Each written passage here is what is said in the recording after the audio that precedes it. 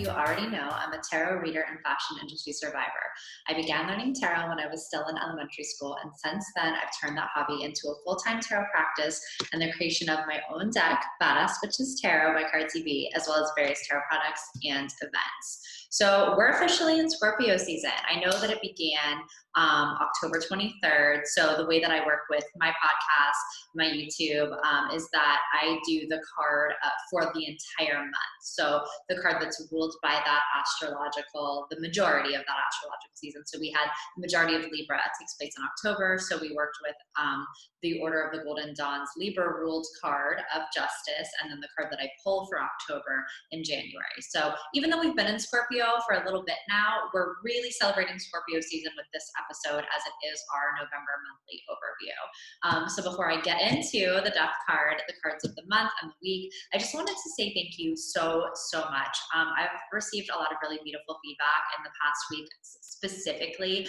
of just those of you who said, you know, the podcast has helped get you through quarantine, or that you listen to it when you run, or you really learned tarot in this time because of the podcast.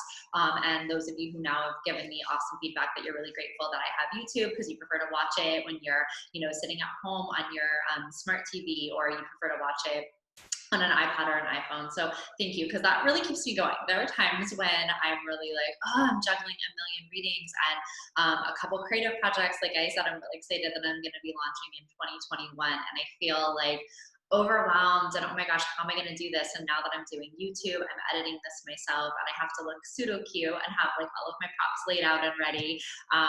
So sometimes it's like it's a lot. And when I get those notes, those DMs, those emails, it really brings tears to my eyes, and I screenshot every single one of them and I save them in a Grateful AF folder in my phone, because you are all the reason that I'm doing this. So thank you for that. And I've received a bunch, especially this week, that just really that kind of fuels me to keep doing the content. So that being said, let's just dive into November. This is one of my favorite cards. And those of you who already read tarot, who are starting to learn about tarot, probably know the Death Rebirth. Well, I renamed it. It's the only card that I renamed in my deck. I was pretty strict to the OG 78 cards, the naming and the structure of the Smith Rider-Waite deck. But with the Death card, I did add Rebirth to mine. In the original deck, the Death card, which is the 13th major arcana, you may already kind of know, if you're in this tarot world, that those of us not well versed in the meanings can be a little bit intimidated by this card. Often if you pull it in a reading, people are like, oh God. And we all know, those of us that, you know, are readers, that it's actually a beautiful card. It's one of my favorites because it's all about transformation and rebirth. In the original Smith Rider-Waite deck, you can see it is a little bit scary. And this is why I wanted to kind of soften mine and bring it back to what I see as the true meaning and ideology behind the Death card. In this, we see this Grim Reaper dude on this white horse. There's freaking dead bodies laying on the ground. It is a little scary if you don't, you know the full story behind this card. But you do see like the white horse kind of bringing in that purity, that transformation. And the Death card is waving this flag that's a black flag with a white rose. So there is that, as things, you know, I always talk about the shamanic wheel, as the cycle of life goes around, and as death occurs and then decay, it allows this rebirth of this beautiful white rose that's being displayed on the flag of the original card. But because I kind of wanted to, like I said, clarify what this card, what it means to me, and what I truly believe kind of the deeper esoteric meaning of the Death Rebirth card is, I made mine Death/Rebirth, the only one that I did retitle, and I decided to make this Louise Hay, who really is that mother of modern day metaphysical growth and self-help. And she actually passed away in 2018, I believe it was August of 2018. And what I loved about this is, like, she really lived her life by this motto, is that death is just a transition point, a transformation. And her obituary read that Louise transitioned in August of 2018 instead of passed away or died. And I thought, like, yes, she's just such an example of even physical death as just a beautiful transformation and transition of energy. So I love Scorpio season for this reason, because when we look at the iconography and the archetype of Scorpio, it's that scorpion, and scorpions in nature, they actually do molt out of their physical shell when it's becoming too constrictive and too tight, so that they can move into a shell that is, in more actual physical alignment with the size of their being. And I think that this is a time, being that we just passed the Witch's New Year of Samhain on the 31st yesterday, and we're moving into Day of the Dead. The veil is still very thin, and we're still in that process. That full moon came in, that full moon in Taurus, in a really powerful way. So it's so funny that the lighting, the sunlight in my studio just changed as I said that. It was like, but that really came in and helped us to clear out some of the old. It helped us to, energetically speaking, to push through the tail ends of that shell that may have been too small. So we're in this big period of release and reset in Scorpio, and I do love that. And I always look at this time as it can be challenging. I believe there's going to be a lot of triggers coming up this week. We're in, I think the most challenging and the most charged and triggering election of our lifetime, of mine, definitely. Elder millennial that I am, it's definitely the most charged election I've ever seen. And we're in that in Scorpio. And also, as Mercury goes direct in Scorpio on November 3rd, which is the first time that has happened since, I think, the 2000, I was just reading this, the 2000 Bush-Gore election. So personally, I think that that's going to cause some interesting delays, some challenges. So Scorpio season, though I love it for that growth and that transformation, is not going to be without challenge for us, but just continue to look at this death or rebirth period as a beautiful transition. I just posted on my Instagram this quote from Maya Angelou, and I'm going to butcher it now because it's not in front of me, but it's kind of about that we all celebrate the beauty of the butterfly, right? And very, very few of us really give thought to all of the kind of energy of that cocoon stage, of what that transition look like to get into that really empowering beauty. And Scorpio season can be a lot of that cocoon, that messy, goopy cocoon, that like naked Scorpio that's kind of like, I'm seeking my bigger shell, but I'm not quite out of the old one and I'm not quite into the new one. So there's challenges, but there's really beauty in that transition. So the second card for November, again, I pulled back in January 1st. I do my New Year overview pull every year on January 1st. And we got the Four of Wands, but reverse. And for those of you like learning tarot, somewhat new, that are hesitant around reversals, this is a reversal that is pretty much very close to the same, upright or reverse. There's a lot of cards that you're like, well, you don't want the reversal, or one doesn't want, I don't want, some do.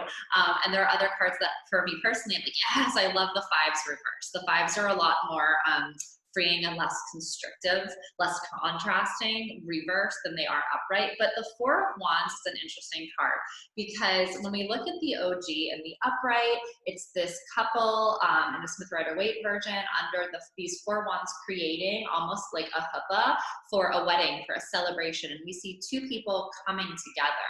Fours are also numerologically those numbers of foundation, of structure. The fourth major arcana, which rules the fours and the minor, is the Emperor, creating a new structure in some way. And this is with the fire of the wands element and that joy and collaboration of what looks like some sort of celebration, be it a wedding, be it a birthday, and these people that are kind of, hugging and dancing in the energy of the card.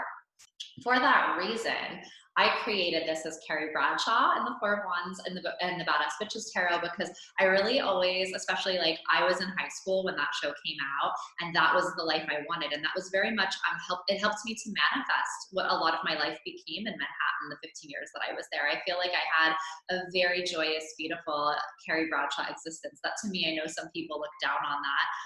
For me, it was amazing. And I loved every single second pre-COVID of that time period. So Four of Wands is kind of that celebration of what is that dream life. And it usually is in collaboration. It's the foundation of that dream life. But also, like when you think of Carrie Bradshaw in Sex and the City, you can't think of her without her best friends, right? And the energy of that group. And also, you know, with Mr. Big and Aiden and the loves of her life that played a part in that. So it's kind of a collaborative creating of this Dream Life Foundation. Now, and the energy of this astrologically is Venus in Aries. And so that's kind of just like beauty and go, go, go. Like, you know, Venus is that like planet of beauty and love. And Aries is that it's the first sign in the zodiac. It's the I'm Aries rising. It's the like, let's get shit done. It's like, we see the beauty, we see the love, we're going for it. So I love everything about Four of Wands. Now, for those of you who are like, is the reverse a bad thing? I can't take any more bad news in November.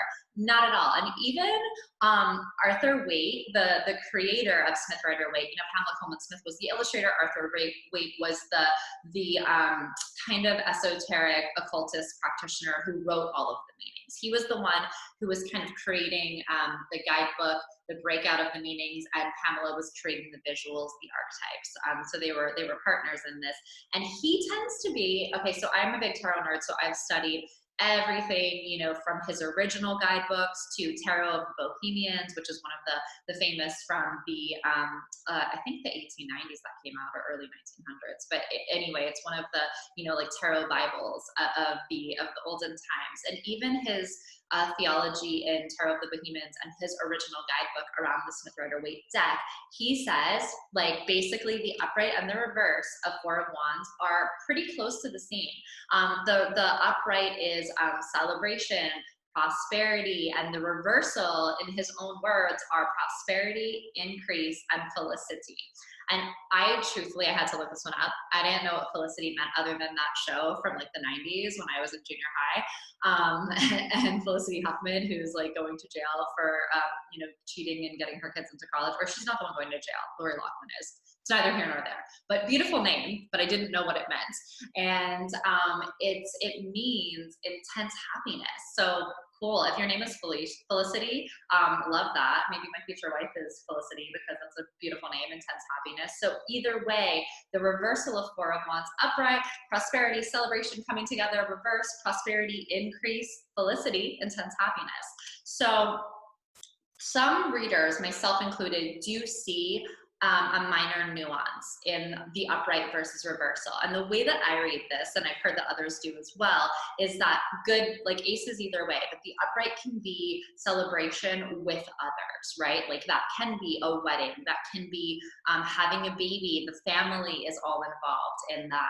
That can be creating a new company that you have partnership in. Whereas the reversal is often independent success and like independent celebration.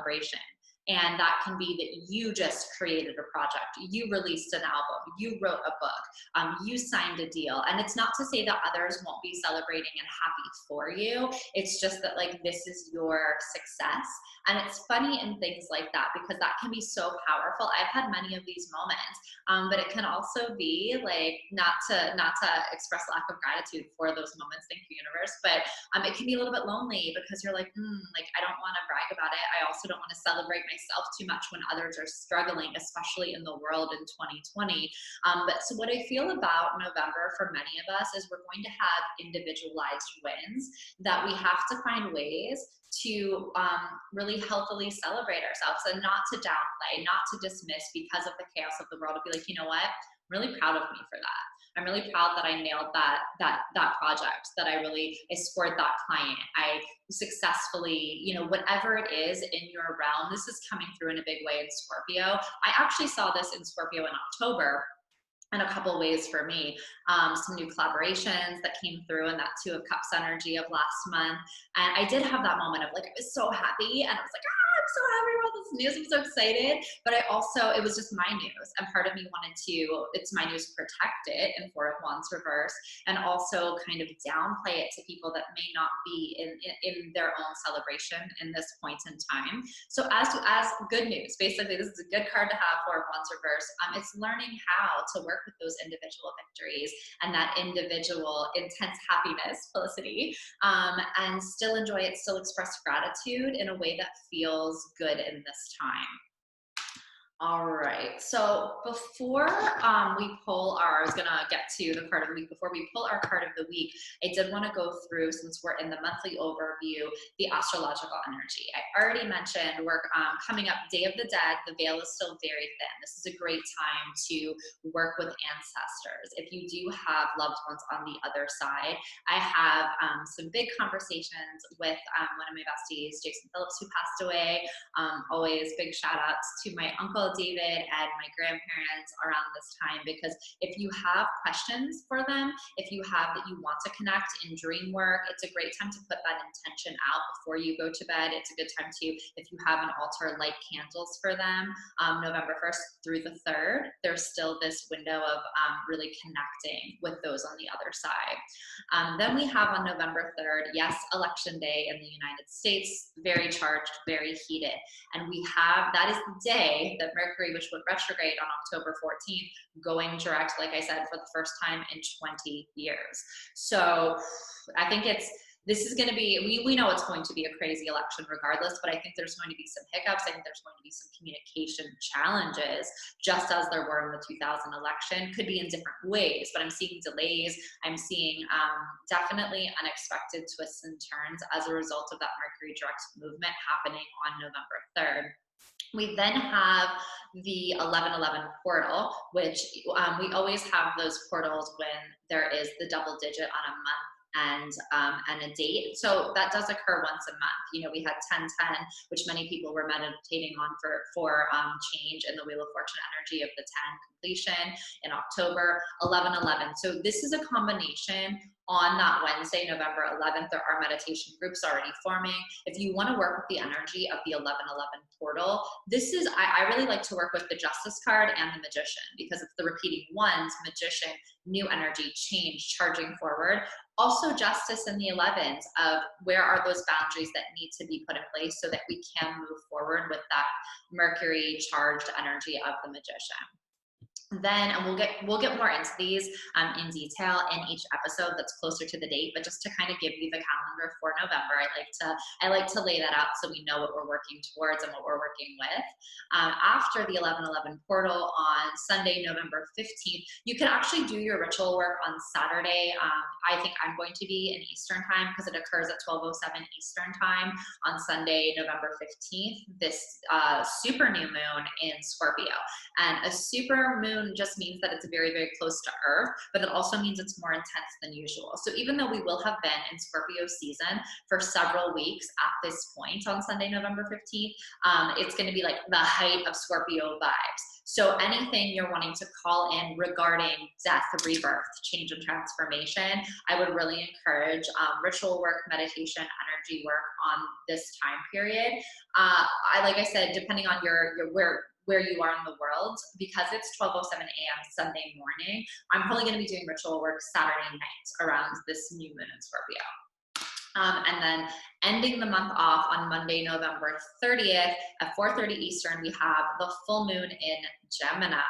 So powerful full moon for communication. Gemini is ruled by Mercury. Looking at what we're looking to close out in ways with the full moon and give gratitude towards around communication. How is that expanded? You know, what do we want to release that's not working as we close out the month and we have that full moon coming to a head. So again, I'll get more into the juicy details of each of those dates, each of those moons and astrological transitions as we get closer to them. Right now, we're just focusing on this week, Day of the Dead, and that intense November 3rd date with that Mercury going direct energy. So let's take a look at our card of the week. And I'm sorry, I didn't post, you know, I need to get better about posting this on my Instagram because several people, I know I always put it in the notes, it's in the podcast, it's in the YouTube episode, but some people are like, what was the card of the week? So I will be better about making that very clear. I also introduced it at the beginning of the top of my Instagram live every Monday night at 7:30 too, so if you want to come for that. So what Spirit Guides, Universe, what do we need to know for this upcoming week? November. 6 of Cups reversed. Okay, now not as great of a reversal as our friend 4 of Wands reversed, right? But Not the worst thing. Let me find this so I can do my little Vanna White side by side and the Smith Rider-Waite deck really quick. There we go. Six of Cups reverse. Okay, so astrologically, this is ruled by the Sun in Scorpio. So Sun's in Scorpio all month. We're aligned there. When we look at the original Smith Rider-Waite artwork, I'll flip it right side up so we can see it right side up oriented. We see these two little kids kind of gathering what looks like a courtyard or a garden, and they have all these 6 cups filled with flowers. And it does, like, even just looking at it, if we knew nothing about the astrology of it being ruled by Sun in Scorpio or anything about the meaning of this card, we get that feeling of kind of like, oh, these are kids playing. It's a happy card. It's a harmonious card. And we know 6s are ruled by the lover. So they are a card of balance and harmony. It's often known, when it's simplified down to one word or kind of one meaning, it's known as the nostalgia card. And we look at this as nostalgia in the best way of when did we feel at home in a peaceful way. And some of us, those are memories of childhood. Others, it's not our bio family. It can be our soul family, people that we've connected with later in life. But it's those warm feelings we get of memories that make us feel like energetically we are home. Now, the reversal of this card, however, can be clinging to the past. Things that we don't want to release. And as we're in this massive scorpionic death card rebirth energy, death rebirth energy, there might be things that we're like, I don't want to let that go. I mean, for me, I've talked about this ad nauseum. Letting go of before times New York is really hard for me. And what I think about 6 of Cups reversed on a kind of global stage is that they're, not to be Debbie Downer, because I'm the annoying optimist. That's like my Cardsy B # annoying optimist. But there are a lot of people that I've heard having dialogue around that they think this is all going to be magically fixed by the election, whether one or the other candidate wins. And no matter what side of you lie on that, of whether you're for Trump or Biden, I truly don't believe, intuitively, energetically, and astrologically, that things are ever going to go back to what they were. It definitely, we closed that chapter on the spring equinox, shortly after COVID lockdowns were happening in the United States anyway. It was the 21st of March was the spring equinox, was kind of like the end of the old era. And we're going into this new transition into what the new world, the new earth is going to look like. But it's not just poof with either candidate, no matter who you voted for, who you like in this. I do not believe, and this is, again, if this doesn't resonate, feel free to turn me off or disregard this portion of the podcast and the episode. But I do not believe that it's ever going back to what it was. And the 6 of Cups reverse can be that holding on. It's almost like that Scorpio that doesn't want to get out of its shell. It's like, nah, this one's good. And it's like, it's too small. It's going to suffocate you. You need to exit out of that shell. For me, that was New York. Like I still do the thing that I look at New York City news probably once a week, like stalking an ex. Like, is it better? Is it back to what it was? No, it's not. It's not for me. I don't think it's going to be aligned for quite some time. And I don't know what new New York is going to look like. And, 4 of Wands, me, Carrie Bradshaw, really freaking loved old New York. So part of the 6 of Cups reverse is, where are we holding on? What is it that we kind of need to, and we can still love it, still celebrate the memories. What do we have to let go of? And know that, like, to fully come into this really powerful transformation of Scorpio season and death rebirth, and have this, kind of happiness of 4 of Wands in the reversal, what do we have to fully release and let go of, and kind of acknowledge and honor as a part of our past? It can be a powerful part, a beautiful part, a part that catapulted us into where we are, but knowing that it's in the past and we're moving into something new. The other side of 6 of Cups that may be coming up this week is, there is also, with the Mercury going direct right after the retrograde, there may still, it's in the shadow period, there may still be remnants of the past clinging to you, i.e. exes coming back, friends or people that were close to you that you stopped speaking to or haven't connected with in a long time, kind of coming out of the woodwork, almost like the scorpion's shell, holding on to it when it's like, I'm trying to move forward, I'm trying to do the thing, and like having the past kind of cling to you. So things to just be mindful of, be considerate of. It's not as great of a news of a reversal as the Four of Wands reverse, but it's not a negative thing. It's just being mindful of having a healthy relationship with the past, being able to honor, observe, respect, but still holding space for the future, and being able to know that that was a point in time and it was meant to serve a purpose and not a forever purpose. I think that's very kind of the energy in this. There may also be some disconnections with things involving the past this week. That can be exposure to, because this is kind of the nostalgia, the family card, exposure to people that we love, be it friends, family members, colleagues that disagree. And this is, likely it's the election, that their truth is not aligned with your truth, and there might be a little bit of tension around that. And Six of Cups reversed or upright, really, again, being ruled by the Lovers, kind of encourages us to honor the balance of, that's not my truth, it's not going to stop me from speaking my truth, but I honor you as a human on this journey. So that's just something else to consider this week. But we're working with some powerful ladies in the Death card and the Four of Wands in reversal. So don't worry, we've got this. Just be mindful of your relation to past energies as we work through this week. All right. So, for our last segment, before I go into announcements, I did get really good feedback about bringing Lola on as my guest reader. So thank you everyone for that. And it's so funny, I just picked up my deck and there she is. She's the Fool, the little Fool card. It's a good intro for her. So I am gonna bring her back out. I heard from a couple listeners that actually her message when I did the October overview with her reading resonated with what they were experiencing with their fur babies and their animals. So I'm just gonna grab her and she's gonna do a quick card pull to send us off. Let's get her little hat ready. She was Zoltar 2 Halloweens ago from Big, like the little fortune telling machine, and she has the cutest outfit for this week. Lola. Okay, so she is going to pull a card for the Canine Collective. Okay, baby girl, I'm gonna spread these out for you. Put your paw. Okay, this one. What did we pick? 3 of Leashes. Good job. Love you.